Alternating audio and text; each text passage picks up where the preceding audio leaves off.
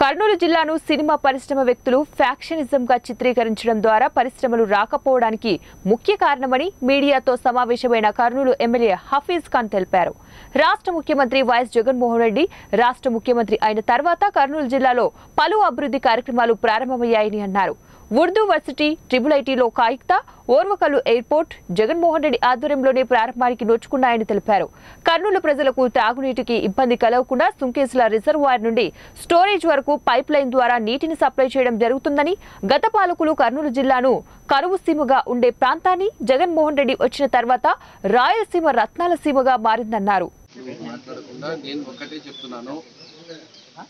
రాజశేఖర రెడ్డి గారి లెగసీ మాత్రము జగన్మోహన్ రెడ్డి గారు 9 సంవత్సరాల పోరాటం చేసి 151 సీట్లతో గెలుపొంది ఈరోజు 2,36,000 కోట్ల రూపాయలు లంచాలు లేని వ్యవస్థ, విపక్షాలు లేని వ్యవస్థ భారతదేశంలోనే ఎవరు చేయలేని విధంగా సంక్షేమం చేసి, రెండో వైపు అభివృద్ధి చేస్తూ, మూడో వైపు కోస్టల్ కారిడార్లో ఉండే సీపోర్ట్స్ కానీ, ఫిషింగ్ హార్బర్స్ కానీ, ఎస్సీజెడ్లను కానీ నిర్మించుకుంటూ, బిగ్ ఇండస్ట్రీస్ని, ఎంఎస్ఎంఈల్ని ప్రోత్సహించుకుంటూ బ్రహ్మాండంగా పనిచేస్తున్నాడు. అలాగే ప్రభుత్వ ఉద్యోగాల్లో కూడా ఆల్మోస్ట్ 1,20,000 పైచులకు ఉద్యోగాలు ఇస్తూ, ఆర్టీసీని విలీనం చేస్తూ దాదాపు 3,50,000 పైన అవుట్సోర్సింగ్ జాబ్లు ఇస్తూ ప్రతి ఒక్కరి మనసు గెలిచినాడు.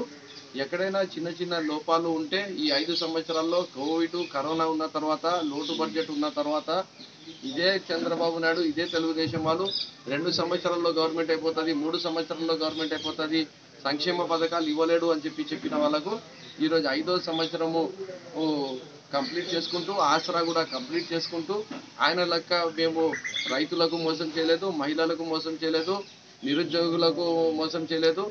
ఏదైతే చెప్పినామో మేనిఫెస్టోలో 99.5% నెరవేర్చి వాళ్ళ దగ్గరికి మళ్ళీ వెళ్ళే ధైర్యము, నమ్మకము మాకే ఉంది. కాబట్టి మేము ఖచ్చితంగా ముందుకు వెళ్ళి వై నాట్ 175 అనే విధంగానే పోరాడతామని చెప్పి మీకు తెలియజేసుకుంటాం.